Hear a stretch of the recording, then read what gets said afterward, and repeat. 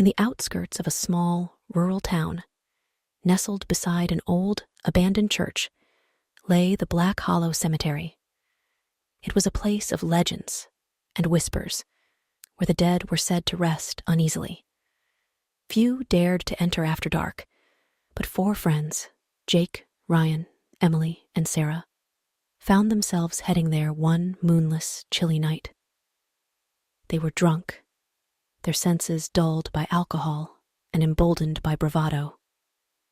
"Bet you won't spend the night in the graveyard," Jake taunted, a mischievous glint in his eyes. Ryan, never one to back down from a dare, puffed out his chest.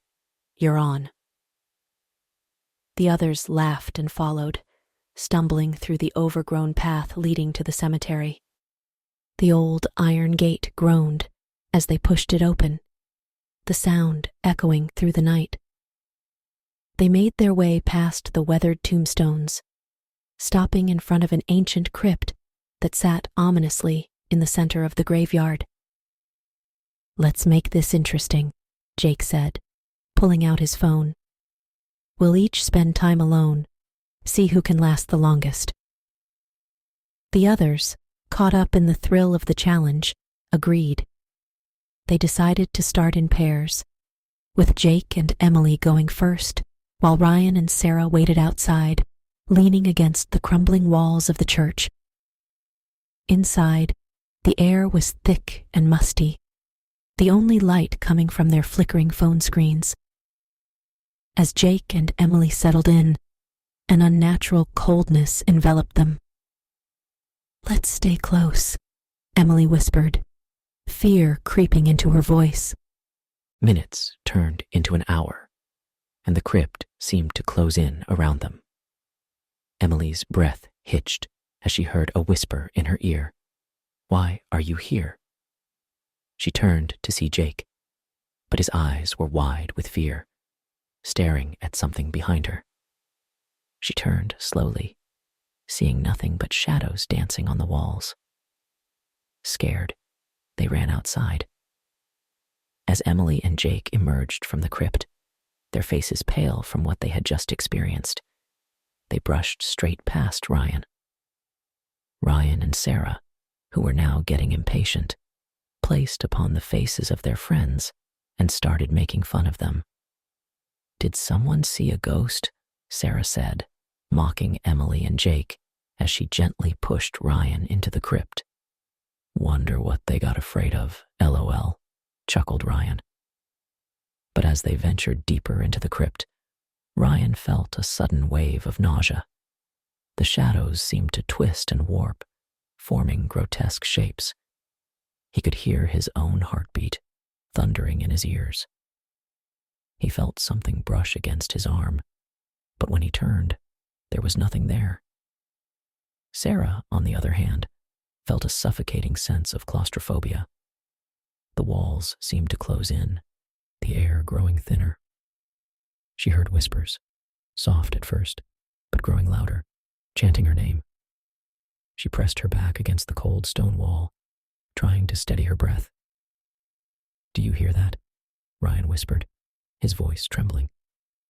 Sarah nodded, her eyes wide with fear. "We need to get out of here."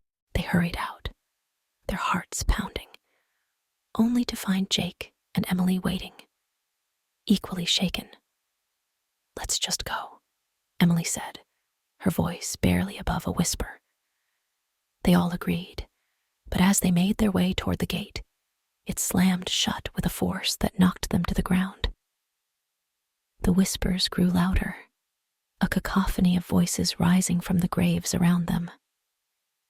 Desperate, they huddled together, but the spritz had taken hold of them. Jake's deepest fear, a sense of helplessness, gripped him as he realized they were trapped. Jake had always prided himself on being the strong one, the leader. But as he huddled in the crypt, he felt a suffocating sense of helplessness. Suddenly, he found himself in a small, confined space, the walls pressing in on him. He couldn't move, couldn't breathe. His cries for help echoed back at him, a cruel reminder that no one could save him. The feeling of being utterly powerless overwhelmed him, his mind fracturing under the weight of his fear. Emily, terrified of the dark, felt as though the shadows were alive, closing in on her. Emily had always been afraid of the dark, a fear that had haunted her since childhood. In the crypt, the darkness seemed to have a life of its own, enveloping her in an inky blackness that swallowed her whole. The darkness seemed to pulse, closing in on her, wrapping around her like a suffocating shroud. She heard whispers, indistinct at first, but growing louder until they were a deafening roar. Suddenly, she felt something cold and clammy touch her hand. She screamed, but the sound was swallowed by the blackness. Her terror reached a peak, and she collapsed to the ground, her mind retreating into itself to escape the overwhelming fear. Ryan's fear of the unknown manifested as an overwhelming sense of dread. As he ventured deeper into the crypt, the familiar world around him seemed to dissolve. The walls shifted. The floor beneath his feet felt unstable, as if he were walking on the edge of an abyss. He heard strange, guttural noises, like something large and hungry, moving just out of sight. The whispers seemed to come from all directions, taunting him with hints of horrors unseen. He saw flashes of grotesque figures, their features twisted and indistinct. He felt something brush against him, but when he turned, there was nothing there. His fear grew into a paralyzing terror, his imagination conjuring monsters in every shadow. He fell to his knees, clutching his head, trying to block out the whispers and the horrific visions they invoked.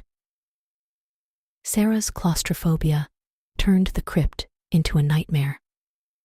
The walls seemed to close in on her, the ceiling lowering until she felt she had to crouch to avoid being crushed. Each breath grew more labored, the air thick and stale. She felt the cold stone pressing against her from all sides, trapping her in a shrinking space. The whispers were different for her, soft and soothing at first, promising safety if she just stayed still. But as the walls continued to close in, the whispers turned cruel. They hissed, "This is your tomb now." She scratched at the walls, desperate to find a way out, her fingers bleeding as the stone refused to give.